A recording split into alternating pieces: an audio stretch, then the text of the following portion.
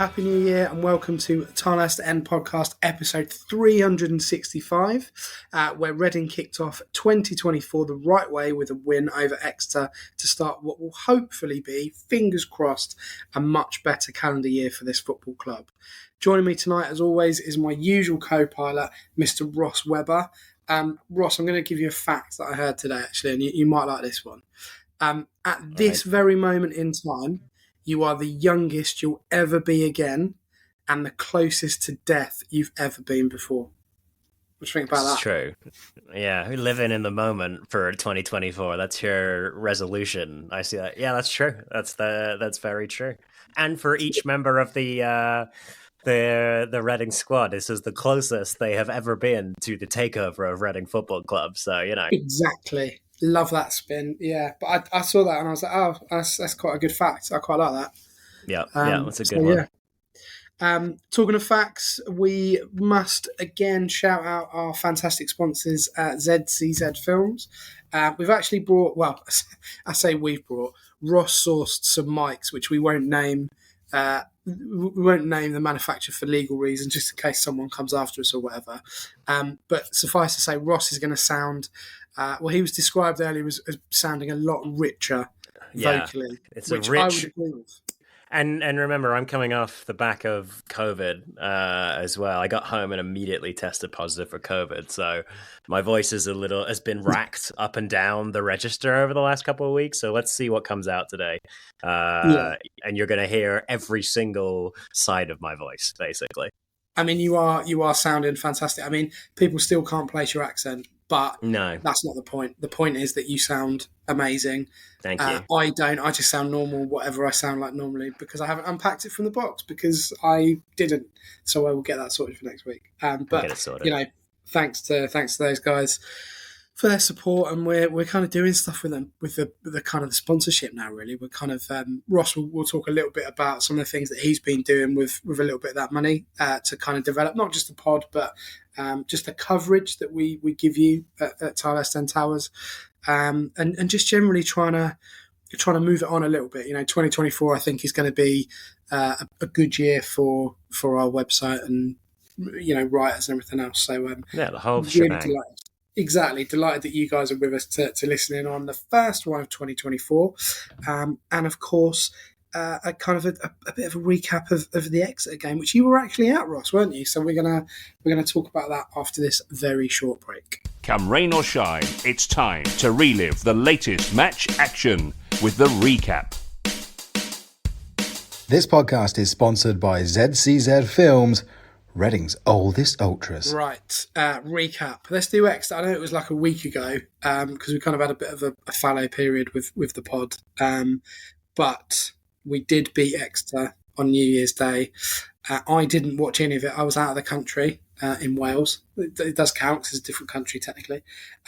Ross, you were there live in person for the second time this season, third time this season? Second time. Well, I was at the Cheltenham game as well, but I was there, I guess, third game I've been to this season, second game at the Medeski. Talk us through it. What did you like? Yeah. Did you give it the beans? What happened? Did you buy anything in the mega shop? Of course I bought stuff in the mega shop. I never get past that mega shop without buying. So I'm a sucker for all kinds of stuff like that. So yeah, I've got the purple turtle and the grey one now. So outfitted for the year. But yeah, no, good game. I thought that it was a game that Reading had to win, and they did.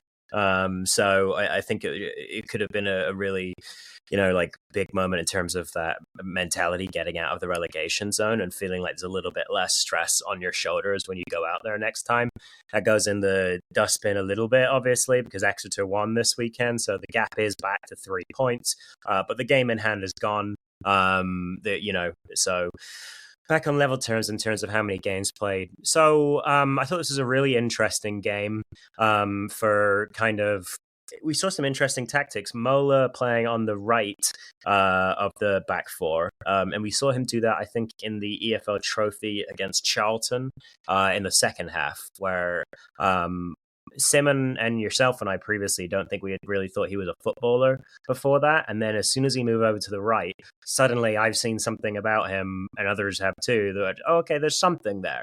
I thought he was pretty good defensively in the air. He on the ball, he's a little bit manic. It reminds me a little bit of Alpha Semedo from a few years back, who was actually he got around well, but whenever the ball touched his leg, it was just going off flying in some other direction. But the really interesting thing about Mola, and the reason I'm talking about him so much, is because Reading were dropping Lewis Wing into sort of a right backish spot quite a bit, and Mola was sort of swapping with him in that sort of 8 on the right side position in central midfield, and going forward to go in there and contest the long ball that Wing would put in, or to provide backup for that. And we saw that pay out for Reading in the opening 15 minutes with a goal. So the opening goal, Wing goes back into that right back position, smashes the ball over to Nibs, who's then able to get the ball down.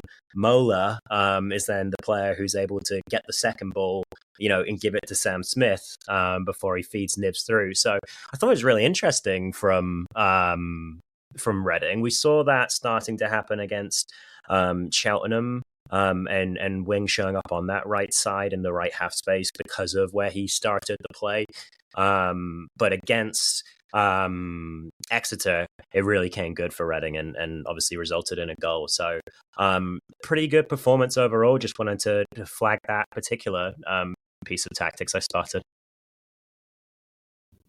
I don't think we ever said that Mola wasn't a footballer, did we? I certainly did. I said some pretty rough things about Mola. That one's like the first few times I saw Mola, I was surprised, to say the least. Let's put it that way.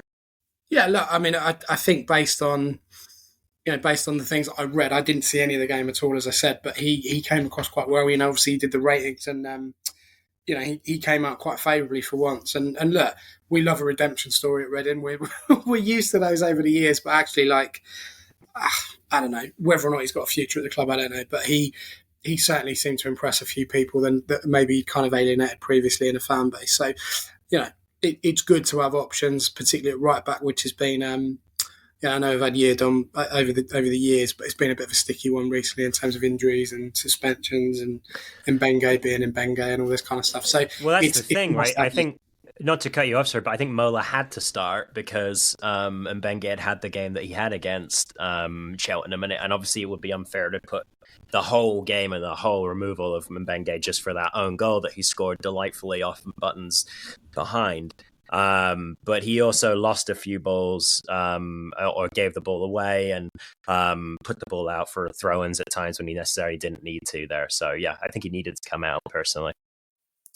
Moving away from the pitch, that game effectively marked the last time that we would, currently see Andrew Sparks and Eddie Niedzwiecki, who've departed the club as of Friday, I believe, Friday last week, officially. Yeah, recently. Yeah, been made officially, unofficially, officially, I wouldn't call it, but they're basically part of cost-cutting exercises, which, for a professional football club in 2024 is quite something really to be looking at full-time members of staff, or what we're led to believe are full-time members of staff in Eddie Niedzwiecki and basically terminating their contracts. We understand mutually, of course, but you never want to see people lose their job at any level, regardless of whether they would be able to get a job sort of straight away after. It's not a surprise given where we are financially, but to have the assistant manager kind of removed from his role as a result of these financial issues is still quite shocking, right, Ross? Yeah, I think so, of course. And I feel like something, I don't know, I feel like something I'd noted was that earlier in the off-season, we didn't necessarily cut costs in as many places in the technical staff as I expected for a relegated side. Maybe there was too much going on, quite frankly, in the front office to really do anything other than copy and paste what we did last season. And maybe Mark Bowen was distracted elsewhere with all of those things, but it did seem that Sellers got a pretty complete staff still.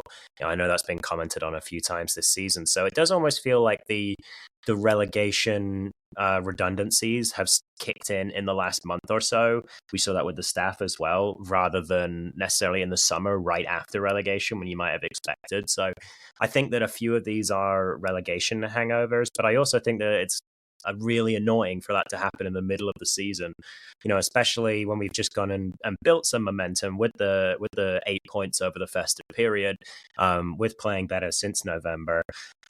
One of the things that I think has come out in some of the player interviews that have been made public in the last week is that the players are doing their best and they don't know if the owner's going to screw them in the league in the last few months. So it's not a great start to 2024 if you're hoping that we're going to be on the straight and narrow now, owner-wise, I think. And I think that obviously with the other deals falling through, it's just more frustration, more stagnation. I think it's a really interesting one with Sparks because obviously, a lot of people have kind of commented and picked up on the point that he was absent from the touchline for quite a long period of time before this news came out. And Sellers, I can't remember which game it was after, I think it was a home game, had basically said that he'd been physically put upstairs in the stand to kind of be an analyst and kind of work with not so much the video guys, but just kind of, look at it from a bird's eye point of view and kind of ring down and that classic kind of Sam Allardyce, Sammy McElroy type. Not Sammy. Is it Sammy McElroy? Sammy Lee. Yeah. That's a great shout, by the way. One of the original. It's very odd. Sorry, just quickly. It's a really good shout, Sam Allardyce. It's a really odd one to think back on now, Big Sam. But he was one of the first, along with Wenger and all these guys, one of the first guys really bringing all of this, top-down analysis of everything into clubs. Just a funny one. It's crazy, honestly. And, you think about the kind of success and then lack of success that Sammy Lee had as a result of Sam Allardyce moving on. Anyway, we'll stop talking about Bolton, but that's kind of the thing they were seemingly going on. And I just feel from a personal perspective that was probably more of a smokescreen in terms of where the relationship was heading because, you understand if an assistant manager gets poached and, by trade he's a goalkeeping coach. So he was looked at by Sheffield Wednesday. I think there's other clubs looking at him as well. But it just seems, as you said, the timing of it is a little bit strange. There are a lot of coaches at the club. There are a lot of backroom staff there that maybe didn't have changes in contracts as a result of relegation. We don't know for sure, of course, because only they will know and the club will know. But, kind of speculation has been running a little bit on that one. And it just seems very strange because any time or anyone that was at the Purple Turtle event in the summer, and Sparks was there. He spoke really, really well. Probably the best out of all of them, really. Noel Hunt gave quite an emotional, monologue type thing. Sellers was really good at answering the questions and what he wanted to do with this team. Obviously, it hasn't panned out the way that he or anyone else would have expected at this point. But Sparks, there was something slightly different about him in terms of his already kind of analysing the team tactically and talked a lot about his kind of history with football and where he'd been and, growing up in and around kind of the Swansea area. So it's an interesting one really to see him go. And I've got no doubt that he will walk into another job. He will be very sought after in this day and age. Niedzwicki's a slightly different one because obviously his official title was head of player development, which is quite a loose term, I guess. You could argue that that's to do with loan spells or arranging loan spells. Could be to do with bringing the youth players through. Really, really don't know. But we know that his association with Mark Bowen goes back a long way. He was always very, very close with Mark Hughes. That's an interesting one. I mean, what do you think happens to his particular role at the club moving forward, Ross? I feel like Bowen's going to have to step more into that, and the academy director on the other side and the U21's coach in Noel Hunt are going to have to take on more responsibility themselves. It felt a little bit to me because I felt so far this season that Bowen and Sellers have been a relatively united front, especially when the non-payment of wages was happening and stuff like that, and they were together, deferring wages until that was sorted out. I don't know that for sure anymore, obviously, but just a theory. It looked a little bit to me like it was, all right, you've got to lose one and I've got to lose one in terms of staff members. So Sellers lost Sparks and Bowen lost Niedzwicki, who, I think a lot of what his role will have been to be a voice for Bowen on the training ground and in the academy and all of the, technical and footballing departments that Bowen wants to have a big voice in. So yeah, I would say that to step up to fill that role, I think Noah Hunt is just going to have to take on more and more work, basically, as the more and more work than I imagine he ever thought he would be when he originally got his contract. But at least we have a Reading man through and through in that role, for sure.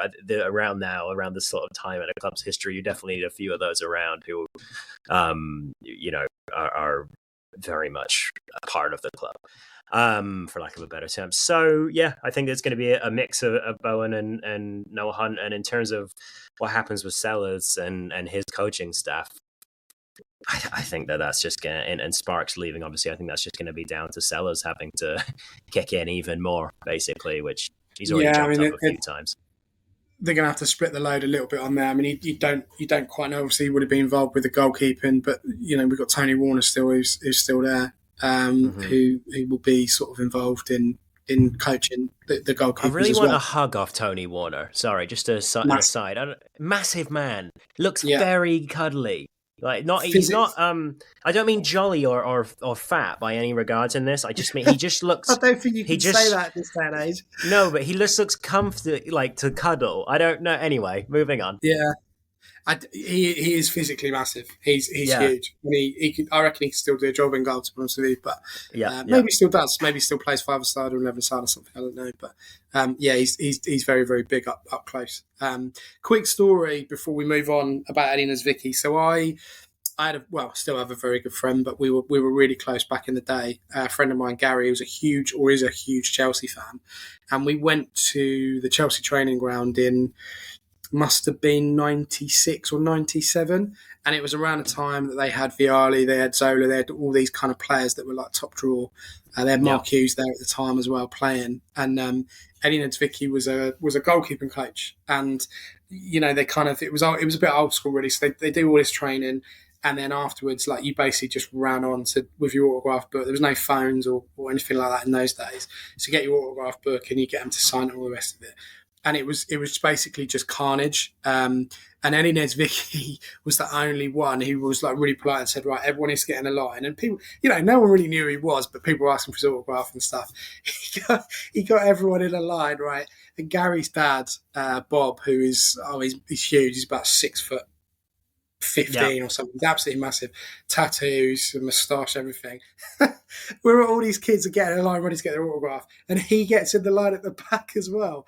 And I say to Gary, like, what's your dad do? He's like, he's just queuing up to speak to Eddie. I was like, well, if he's not getting an autograph, he could probably just jump around the other side. But it was stupid. And every time I see Eddie Nesvicki, I just think of that story, because he was like, I've done this a million times, lads. Get in a line. It will get done a lot quicker. You can all have an autograph and say hello and whatever, but we're doing this the right way. That's the man who'd been to Disney World recently. He saw the lines of how they, line up for Goofy or whatever, and he was like, exactly. Right, I'm going to get some of that organisation. It wasn't his first radio, and it still makes me laugh to this day, to be honest with you. So we wish both of them, very best wishes. Obviously, Eddie's been with the club on and off for decades, really, long time. So we wish them all the best and hope that it turns out all right for them. Let's move on to the mailbag. We've got a few little nibbles, bits and pieces that we can talk through there. So we will be back right after this break. Keep up to date with all things Reading FC. Follow the TIlehurst End on Facebook and Twitter. This podcast is proudly sponsored by ZCZ Films. Remember, if you want to get involved in sponsoring the show, drop us an email to thetilehurstend@gmail.com. Right, welcome back to the TIlehurst End, episode 365, or should I say episode of the podcast 365.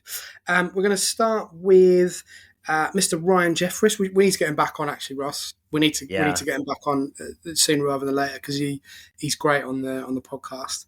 I mixed up Ryan Jefferson and Benjamin Vickers in my head there, because they're often first on the mailbag. But Ryan, okay, let's go. Yeah, Ryan's been on the pod a few times actually, but we're going to get you back on, mate. We will. It's prompted me to get another one on, because you've done really really good stuff with us. So, but thanks for sending a question into a pod that you appear on. I appreciate that. That's dedication. Right. He says, first of all, Happy New Year. to us, to both of us. Not like that, but to both of us. And he says, if Joel Pereira impresses again against Brighton under-21s, which we will talk about in the preview later on in the pod, would either of you start him ahead of Button?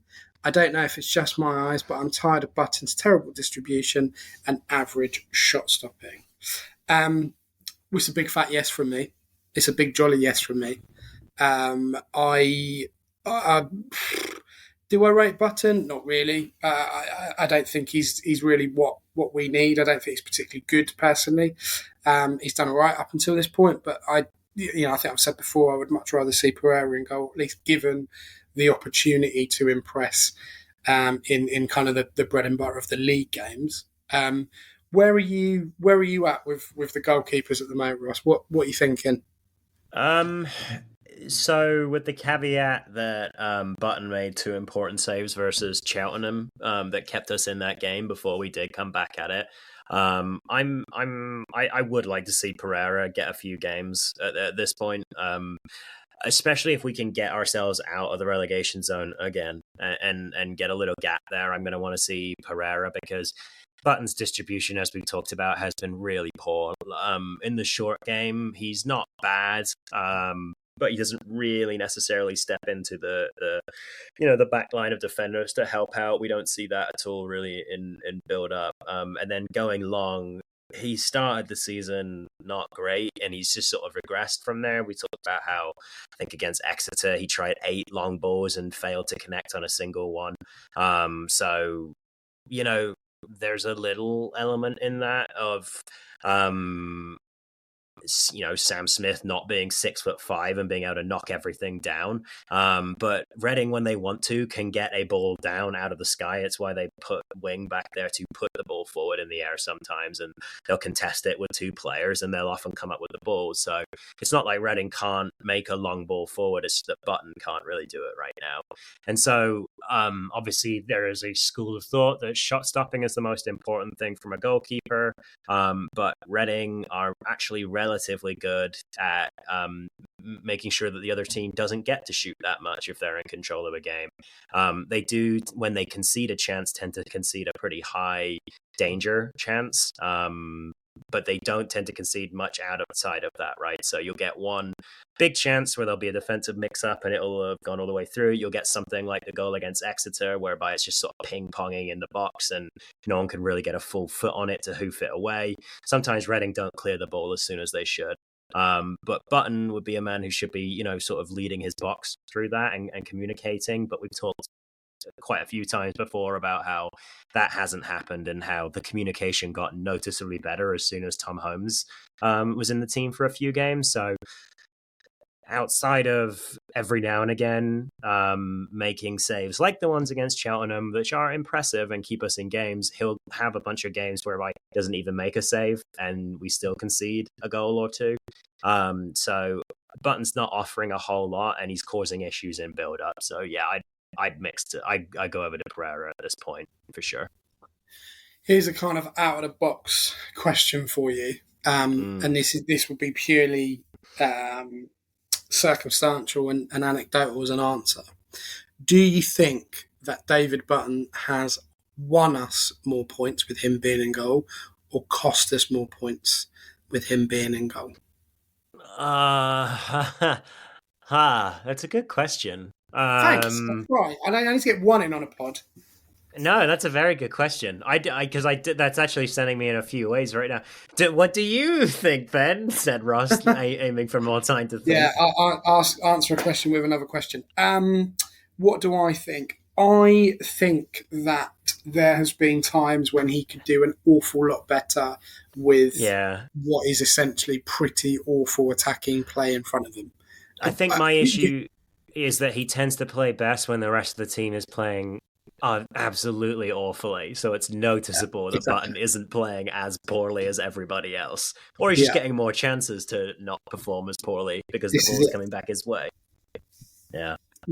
I think there's a balance. You obviously you tie it in and you always go, well, goalkeeper's only as good as his defence and what's in front of him. Of course, that's the case because, if the defence do their job or the midfield do their job or even the strikers do their job in terms of defending from the front, from that kind of, 1970s style of football, but, the goalkeeper from a defensive point of view doesn't get a look in because the ball doesn't get there, right? But in terms of the basics, I never feel... you talked about commanding his box and communication previously, which is for me is absolutely spot on. I completely agree that that's not really been high on the list of positives and strengths that he's got. But in terms of just those basics, in terms of defending set pieces, coming out, coming off his line, claiming the ball and so on. For me, I look at it and go, well, if I was a centre back, would I feel confident with him behind me? Probably not. And I've been in the stadium enough this season, the games that he's played where there's been no one there, and I can't hear a word he's. Not like I'm looking for an audio transcript, but I can't hear him, effing and blinding and shouting at his players.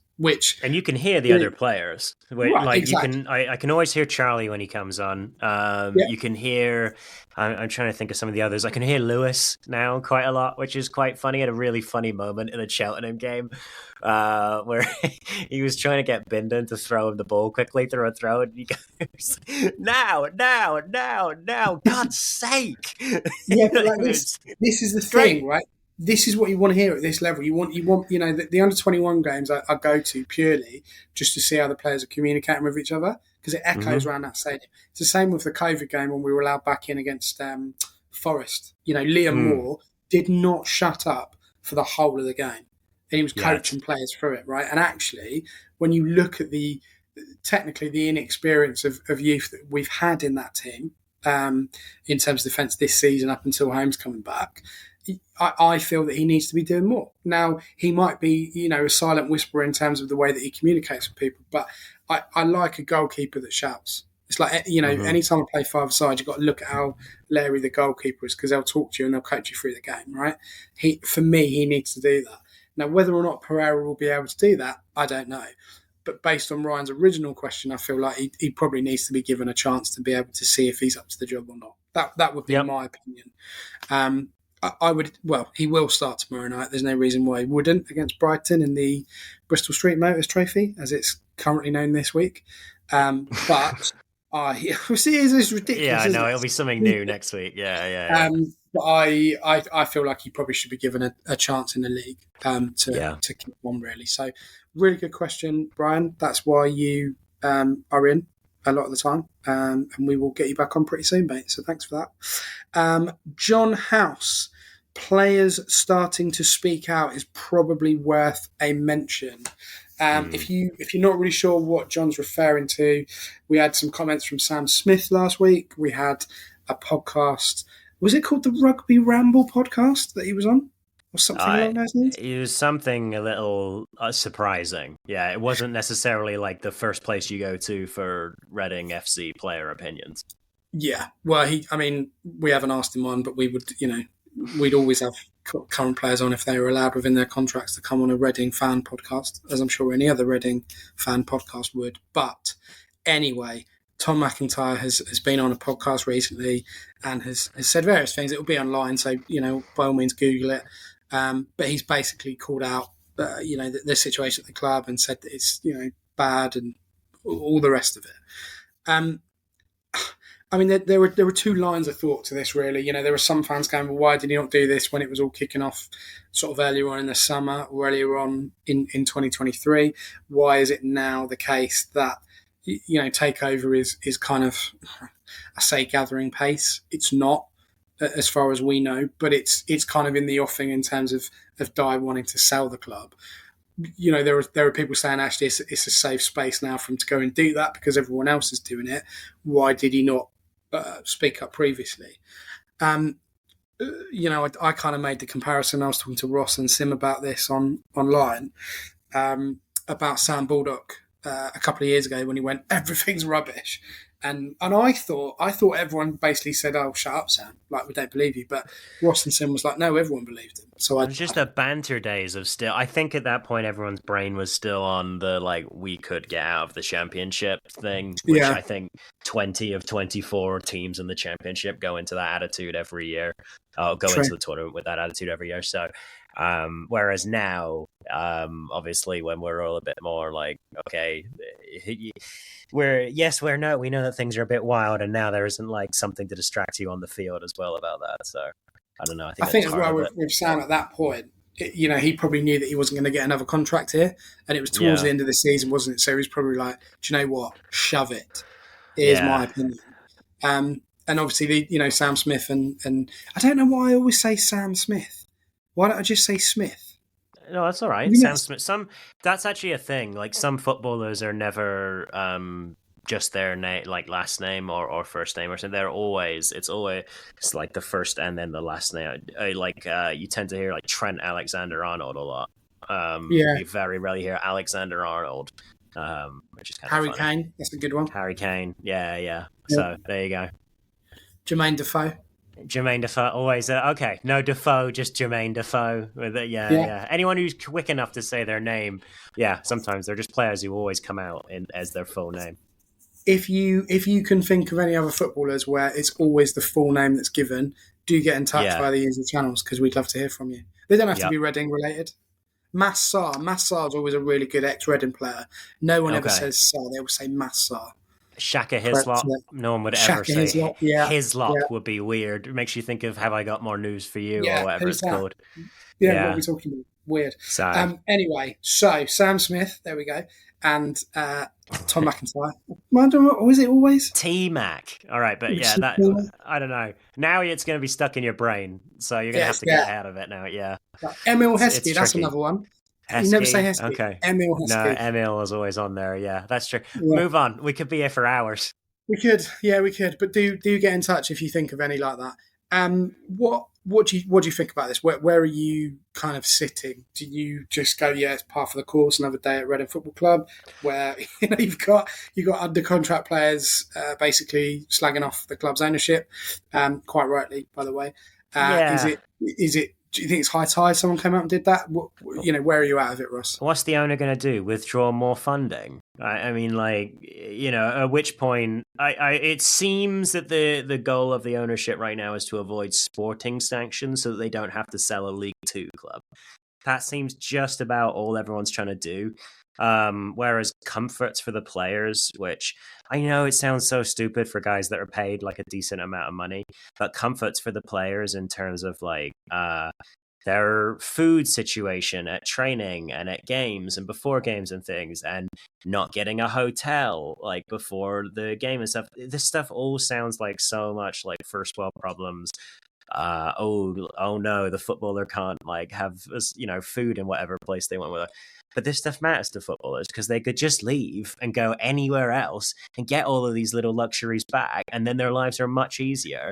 They can focus on just playing the damn game. So I would be annoyed if I've spent the last 10 years of my life used to having someone cooking for me all the time, and now I've got to deal with I think they were talking about the cooking staff now providing meals but not being there at the stadium.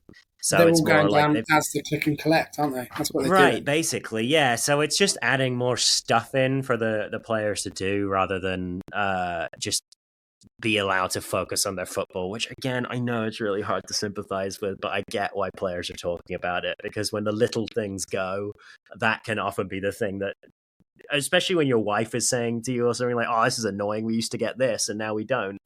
And that's nagging at you when you're at home and you're just trying to go about your evening or whatever. Yeah, I can understand why this stuff winds you up, quite frankly. I realised that I just said Asda. There are other supermarkets available that offer click and collect services, so please don't think that the TIlehurst End podcast or affiliates just go to Asda, because some of us do, some of us don't. So we're good.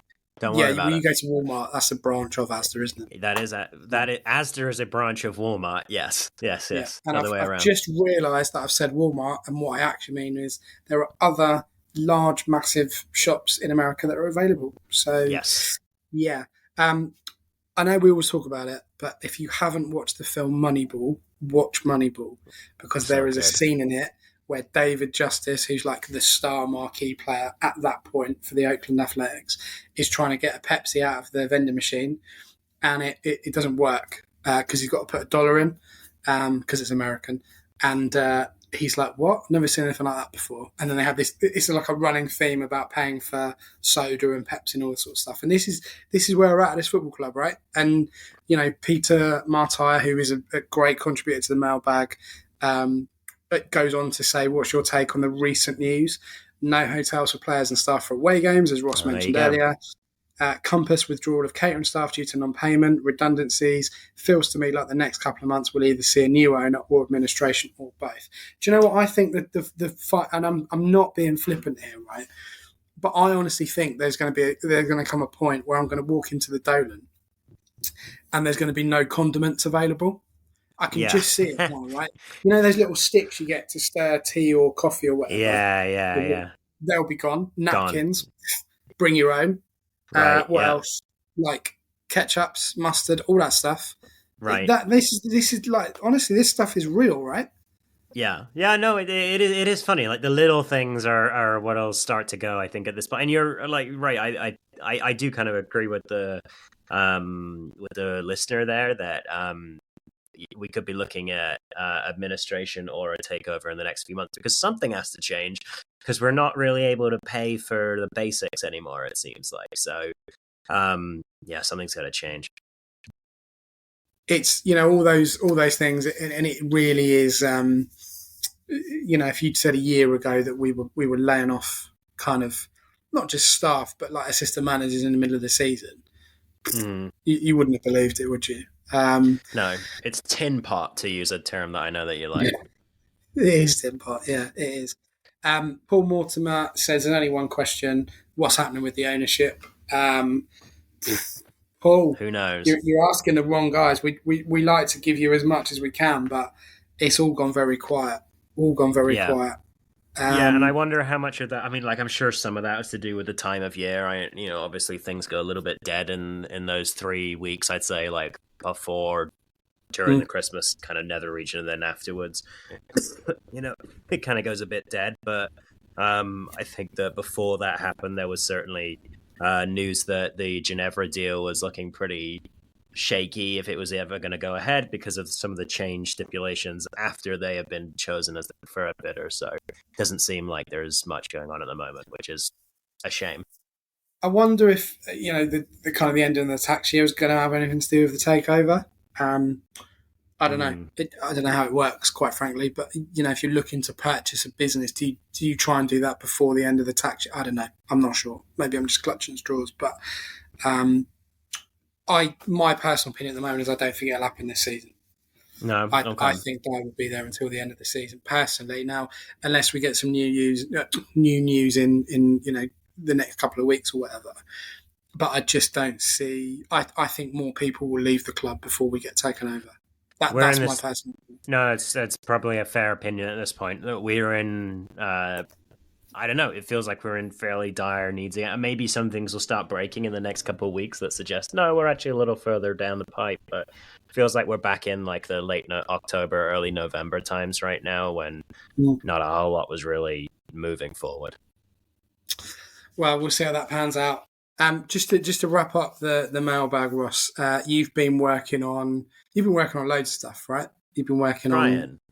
Yeah, so, and you started it the right way earlier by talking about it a bit when you're saying thank you to ZCZ Films, and we've talked about, my voice. It's very rich, it's textured today, because we're using an actual podcast microphone and a proper setup.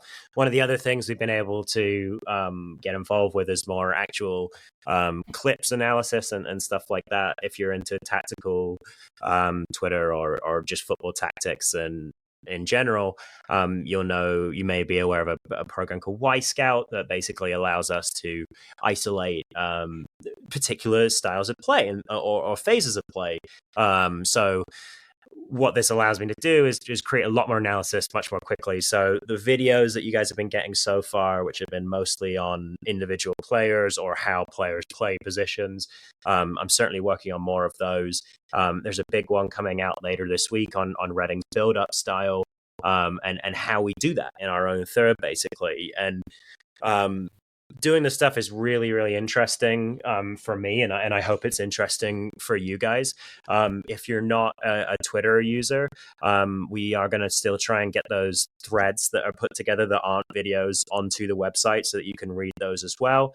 They'll kind of just be a little bit more detail for some of the things that we go over in the videos, but the goal really is to make a lot more of these in 2024 and try and provide some sort of tactical analysis, as well as the the cultural and the sporting analysis that you get. It's still very much eye test stuff. It's not all diving headfirst into stats, although I do like that stuff. But I think again, thanks to ZCZ Films for sort of giving us the ability to be able to make these things, because it's really exciting. I think that's a good point, though, because actually there's a lot of, we've talked about it in this pod, and we know that the environment around Reading is negative, but what Ross is doing is just picking out little passages of play that you can kind of focus in on and go, well, actually, on first glance, it doesn't look like it's working, but when you see the videos that Ross does, it's kind of repetition in them in terms of the examples that he uses. So, definitely check those out. And just as a reminder as well, we talk a lot about Twitter in terms of where we get our questions from and stuff. You can always get in touch with us for the pod or just anything in general via our Gmail email address. Everything that we post on Twitter goes on the website as standard. So, via Google, you can just kind of tap in there, or even better, bookmark it or favorite it or whatever you want as the website. Most of it goes on Facebook, but their logistics are a little bit different to the way that other stuff runs. And we're also on YouTube as well. So we've got a kind of a channel in there that you can watch. And they're particularly good for these videos that Ross is doing. The pod is always on the YouTube. Any post-match videos that I do or comments that I do will be on YouTube too. So, we talk a lot about Twitter, but if you're not on Twitter, don't feel like you can't access what we're talking about, because it's on those platforms as well. And if you're ever struggling to find them, just get in touch with us and we can help you out. And likewise, if you want, Ross is really good in terms of being on Twitter and asking people for suggestions for stuff, but just email him or us or whatever, and just say, actually, can you have a look at, I don't know, what Clinton Lola's doing really well at the moment. For sure. We want to know what you're interested in which players you're interested in, so that we can make you content that you want to watch and you want to listen to, basically. So, opportunity to make more content, guys, and we're looking to seize that with both hands in 2024. So if there are things that you want to know about, shout them at us. Yeah, just shout them, and we'll probably hear it. Literally shout them. Yeah, and you're gonna have to shout really loud across the Atlantic to get to Ross. Right, exactly. Yeah. If you can shout into the internet cable, I'll be more likely to hear it. Yeah, and send him a snowplow as well. Exactly. That'll be great. Right, we're going to head into the preview, I think. Yes, we'll do that now. There's another huge game ahead for the Royals, so be loud and be proud for the big match preview. Alrighty, welcome back to part 3 of the TIlehurst End Podcast, episode 365. We are recording this on a Monday night. We're getting back round to, we finally made up the time. We're kind of pulling back round to recording at the start of the week, as opposed to, the end of the week, basically. And we play Brighton and Hove Albion under-21s at the Amex Community Stadium. Imagine that, Ross. A credit card for the elite called the Community Stadium. Incredible. Yeah. I mean, the whole tournament was called the Capital One Cup at one point, so it's suspicious. They might be rigging it. Look into that. Yeah. But anyway, we play them at 7:00. So if you're going down, a bit of an early start from here to Sussex, West Sussex. I mean, it's an interesting one, because I think it's a good opportunity to progress, personally, without doing them a disservice. I think we've been all right in that cup. Well, I know we've been all right in the cup. Getting to this point, I think it's like the worst draw that we could have, given the teams that are still in there, and I think it's a viable opportunity to be able to progress further in the competition, and as I said, hopefully get to Wembley at the end of it. It is live on Royals TV for a princely sum of £10, which you can do online. Not that I'm on commission at all, but I will certainly be watching that because it's a good opportunity to see hopefully some younger players chip in for us as well. Let's talk a little bit about the lineup because it's a tricky one really for Sellers, isn't it? Because he could go all out, he could go full strength and really go for it. But we've got another big game coming up on Saturday against Port Vale, who we'll talk about sort of later on. What would you do if you were Sellers for this game, Ross? Would you kind of sprinkle it with a few inexperienced players? Would you keep the backbone the same? What would you do for this particular match? Yeah, I think a mix is probably the right way to go, right? Like, and there are players who got into the last lineup, like Vickers, who aren't necessarily, and Mola, who aren't necessarily 100% in that team at the moment, in terms of the first team. So maybe you start those guys. I think we were talking about RFC latest's lineup beforehand where they had Wareham up top, and we like that idea. It'd be good to start getting Wareham some more games. But I do agree that progressing in this tournament past this stage and getting to a quarterfinal of a tournament would be a good little boost for the club again, and any kind of moral boost can find for the club right now. What you want to take, you want to hope that the footballing like impetus can sort of drive some of the passion and what's going on behind the scenes. So while I want to see youngsters play, I want to get through at this point. And with there not having been a game for a week and a bit, and then there being, another decent break between Tuesday and Saturday, you want to see some of those better players come in. I would quite like to see what the team looks like without Harvey Nibbs in it at the moment. And I think there is a suggestion that he had a very small knock or illness or something, which could keep him out of the game on Tuesday. So Nibbs has been quite important to how we build recently, and he's been, or not how we build, sorry, but how we attack in the opposition's half, both with the way in which he wins the ball back and with the runs that he makes. So I'd quite like to see what the team looks like without him in it, without him and Wing in it, really, just to see what we can create with when we don't have him. So that probably means bringing Savage in for a start, if not the whole game, to see what he can replicate. I thought he was important in the build-up for the Exeter winner from Aziz. So we know that he can be creative, and that's someone I think I'd like to see in this game for sure. Well, I think Pereira will start in goal, as we mentioned earlier. There's no reason for him not to, quite frankly. Yep. I think it's a good shout from RFC latest in terms of having Wareham up top. Now, whether or not players like Wellins, Billy Clark maybe will make the squad, the bench, who knows? We don't know. But I think there will be some consistency to the lineup in terms of Sellers looking at this game and going, we can win this game. There's no reason why we can't be confident here. I think the key question really is what happens at fullback. Whether or not he starts Mbenge on the right and Mola on the left. Because we've got those options there. Now, whether or not we see the reintroduction of players in and around the squad like Harley Dean, potentially Nesta Guinness-Walker, who seemingly has dropped off the face of the earth, whether or not we have Vickers in the team, starting 11 as well. It will be interesting to see how hard he goes, without sounding like, Veljko Paunovic, but this is a really, really good opportunity. I try. I think those players that have been frozen out from just the squad lineups, it seems like Dean is closest of anybody. Although it did seem like he was doing a lot to sort of help with the coaching actually before the Exeter game, which I thought was quite interesting.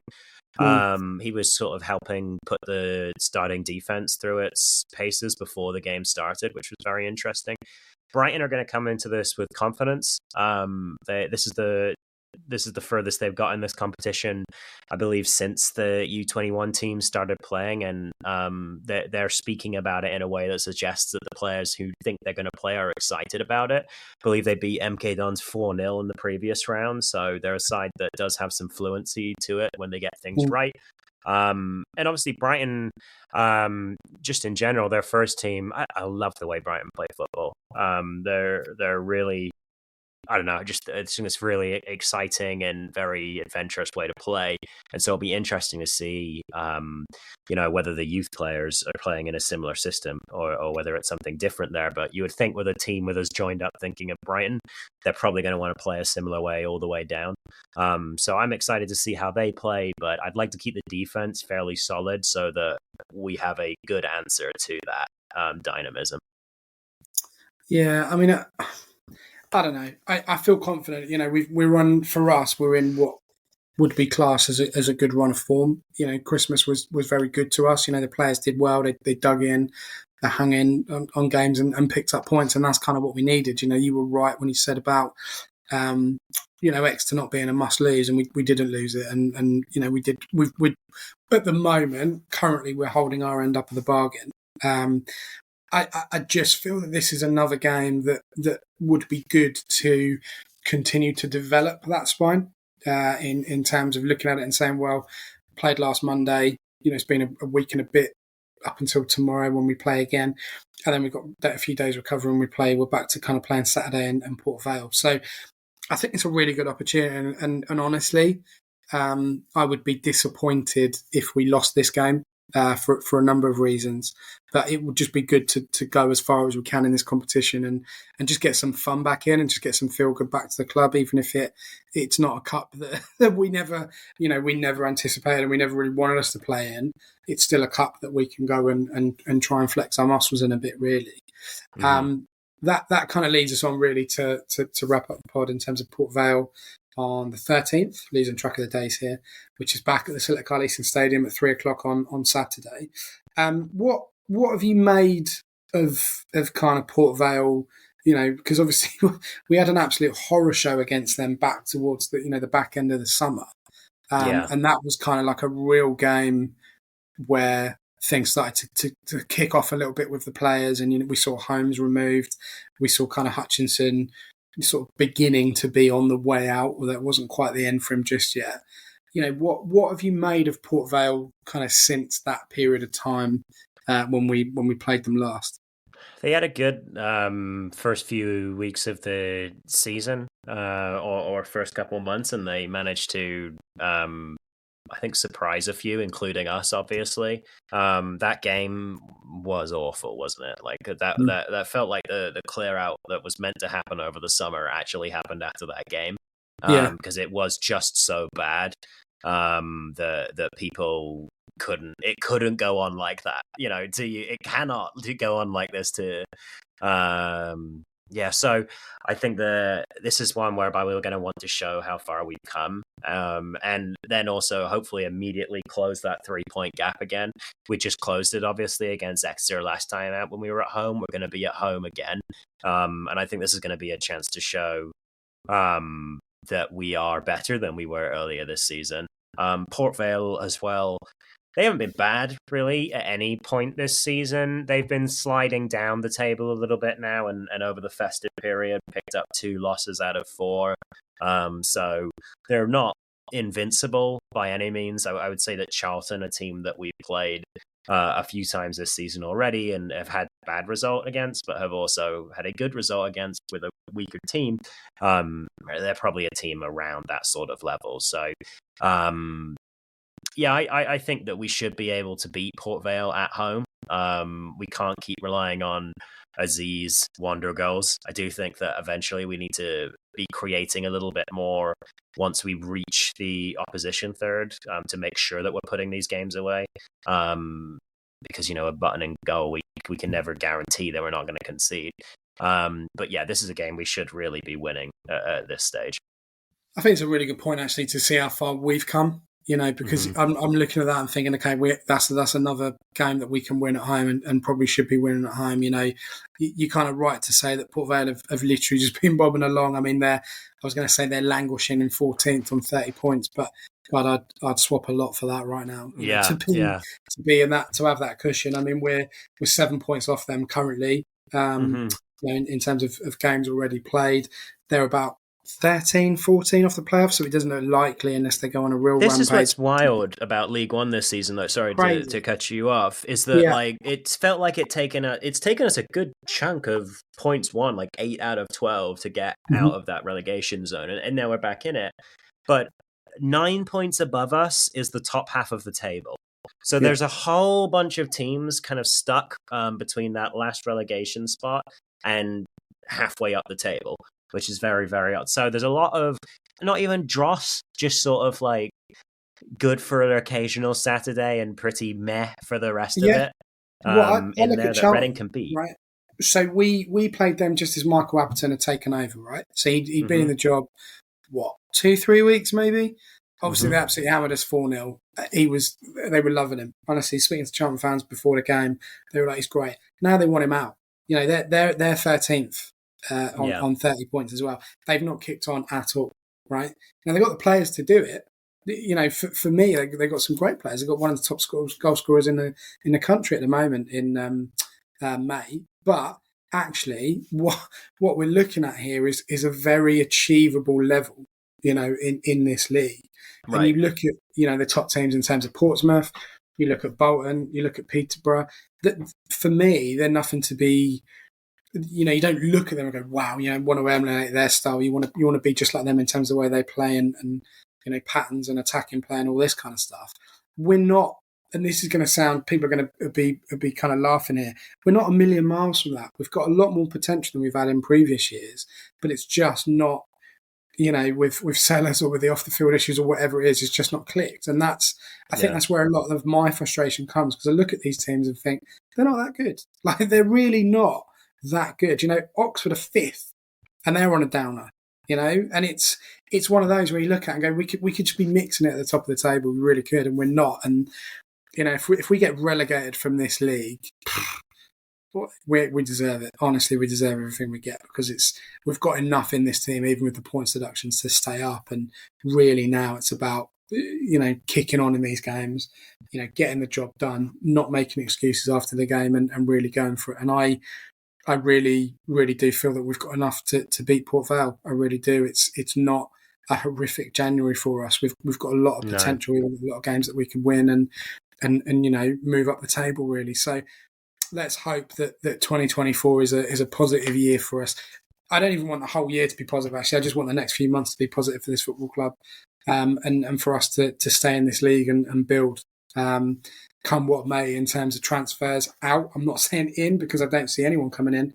But, you know, I would imagine that we will lose some players this month. So we'll see. Ross, continue to get better. Thank you. Enjoy your 55 million centimetres of snow. Oh, yes. Yeah, I got at least a foot. It wasn't fun. My back hurts from doing, even with the snowblower, which is an excellent tool. My back hurts. So anyone else do you drive in it? No, it's a push one. I've got a drive-on lawnmower and a push, you know, that. But you do need tools for this. But yeah, anyone else who's in the States and listening and got snow, I hope this has been a good, you know, snowblower podcast for you. We had a little bit of snow here, actually. Okay, I'll believe it when I see it. No, honestly, it was a very heavy light dusting of snow. Nice. It did look cold yesterday on some of the football we were watching here at home. So yeah, hope everyone's keeping warm. And I'm just hoping for a snow day. Just fingers crossed for a snow day. There you go. That we can all enjoy. Let's hope we can enjoy this week, regardless of the weather. Let's hope we can get a win in the Cup tomorrow, and then 3 points back at home against Port Vale on Saturday. Ross, thank you so much for joining me once again. Yes, thanks everyone for listening. Actually, we were going to do one quick thing. We had a really nice email, just reminded me. Everyone's like, can you shut up, because I want to go and do something else. But I need to say this because Ross sent a really nice reply as well. But we had an email from a Mr. Andy Broad, and he just sent us a really, really nice, supportive, thank you very much, a little bit of kind of life story email. And he's an exile like Ross as well. He lives in Sweden at the moment, which is probably very cold, and we're here talking about snow, and he's sick of it. Wow.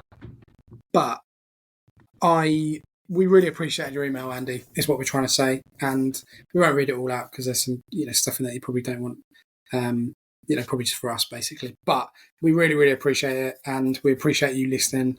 And I'm glad that you enjoy it, basically, because we enjoy recording the podcast in any weather. Confirmed, Sweden is actually even colder than Maine right now. So that's okay. Fair enough, Andy.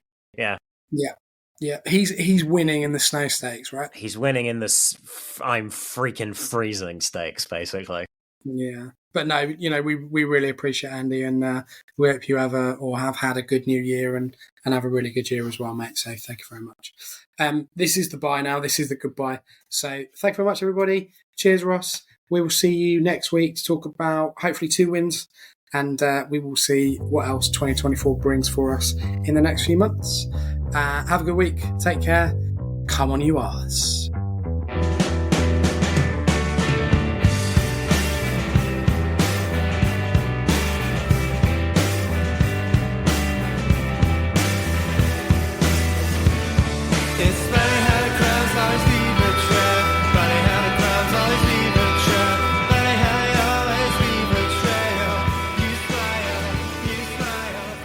Yeah, I mean, look, I think he did a...